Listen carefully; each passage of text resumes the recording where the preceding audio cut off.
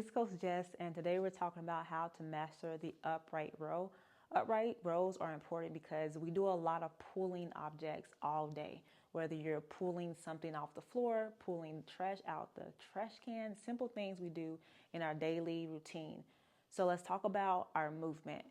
The upright row targets the muscles of the upper back, like our trapezius muscle, and also targets the muscle of our shoulders.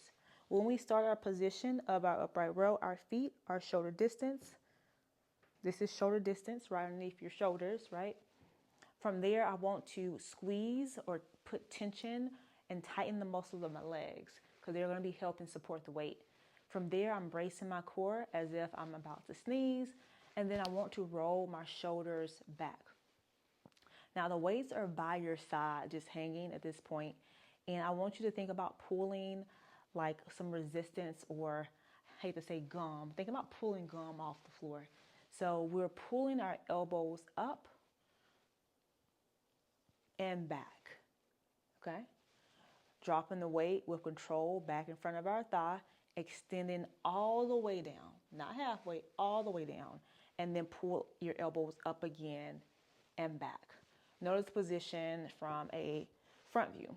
Notice my elbows are slightly higher than my wrist. So let's do this movement 2 more times.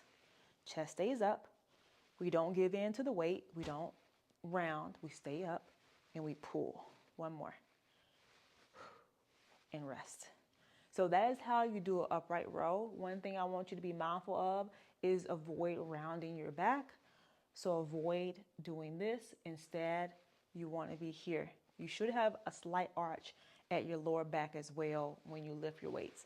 So make sure you lift weights that are at your fitness level, and you can repeat this for however many reps, maybe 10 to 15, depending on your goals. It's Coach Jess, and I will see you on the next how-to video.